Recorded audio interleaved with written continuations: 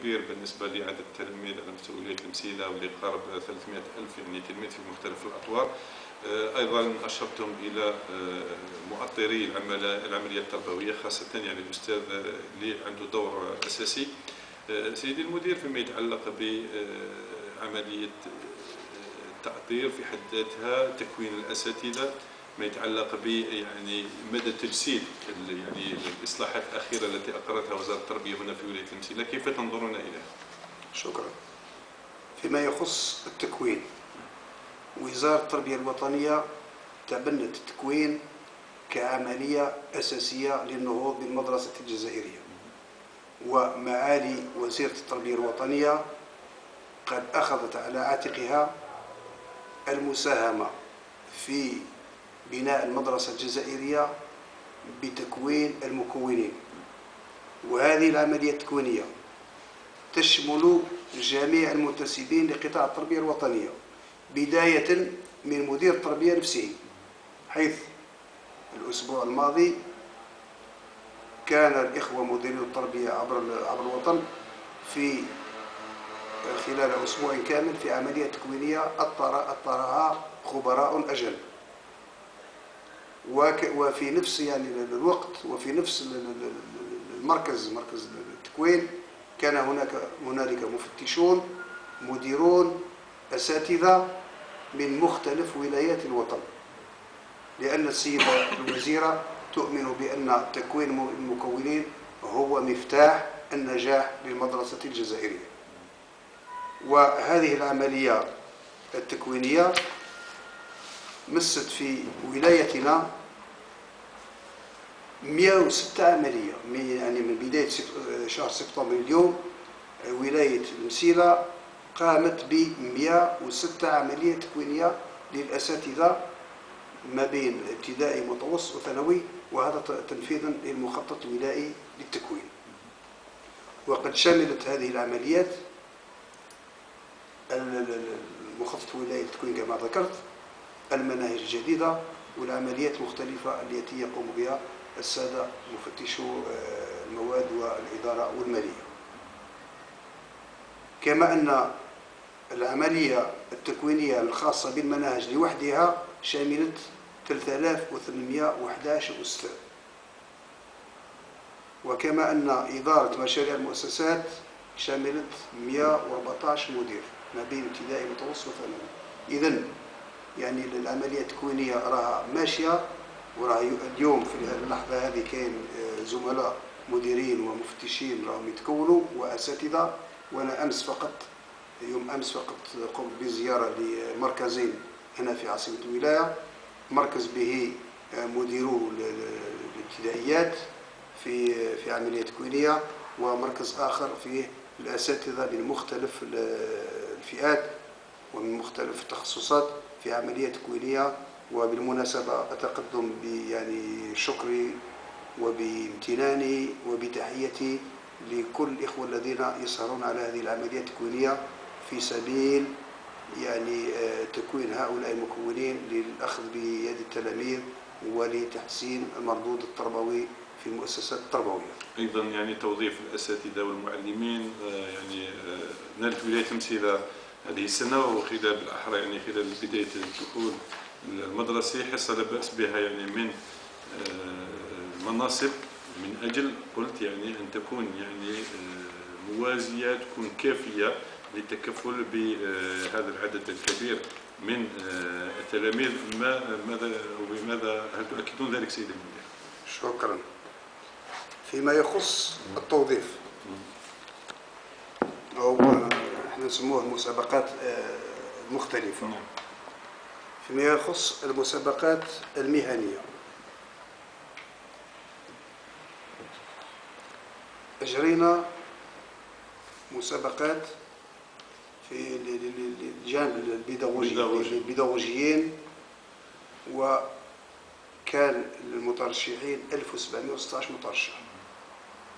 كما قمنا بمسابقات للإداريين وكان فيهم 129 مترشح. كما أننا قمنا بتوظيف 1693 موظف تربوي في الفترة هذه من سبتمبر إلى هذا اليوم.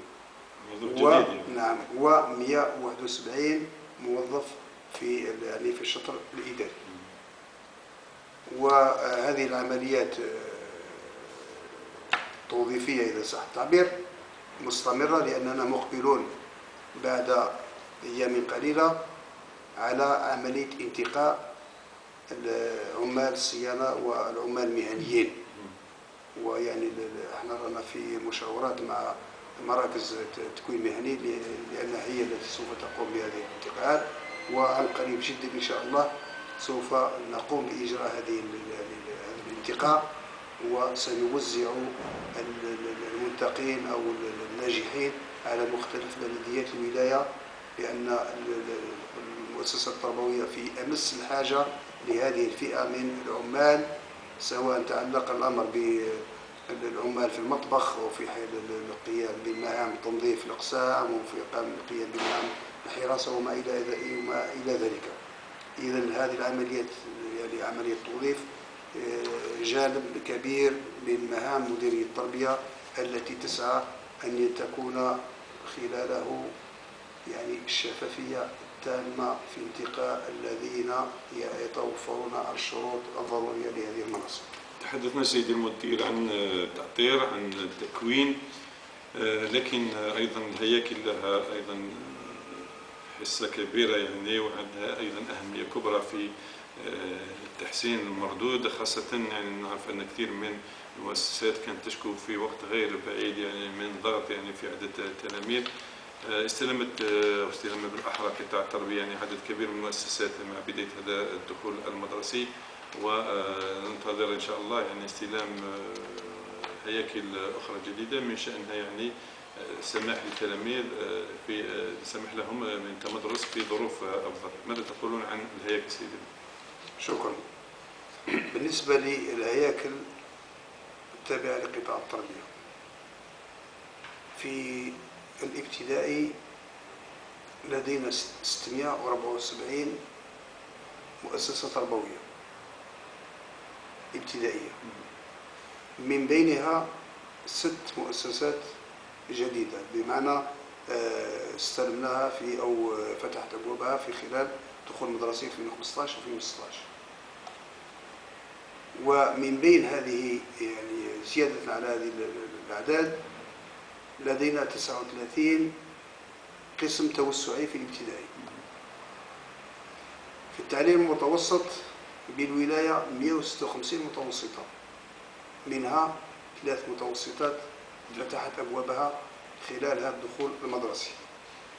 وفي الطور الثانوي الولاية بها 67 ثانوية، منها ثانويتان جديدتان فتحتا أبوابهما خلال الدخول المدرسي هذا، بمعنى في سبتمبر هذا. فيما يخص هياكل الدعم المطاعم المدرسية في الطور الابتدائي لدينا 595 مطعم مدرسي يستفيد فيه أو يستفيد من خدماتها من خدمات هذه المطاعم 126 ألف تلميذ. ومن بين هذه العدد يعني 595 كاين 2 مطاعم جديدة، مطعمان جديدان. فيما يخص النصف الداخلي بالولاية 98 مؤسسة نصف داخلية يستفيد من خدماتها 28740 تلميذ. ومن بين هذه المؤسسات 98 توجد مؤسسة جديدة يعني نصف داخلية جديدة، وهي متوسطة إشراف عمر بجبل مساعد. بالنسبة للنظام الداخلي الولاية بها داخليتان، وعدد المستفيدين هما 50 تلميذ من النظام الداخلي. كما لدينا ملاحظة، وهو أن أبناء الجمهورية العربية الصحراوية الديمقراطية يتمدرسون بالولاية ويتمدرسون بنظام إقامي، بنظام داخلي في مؤسسة ابن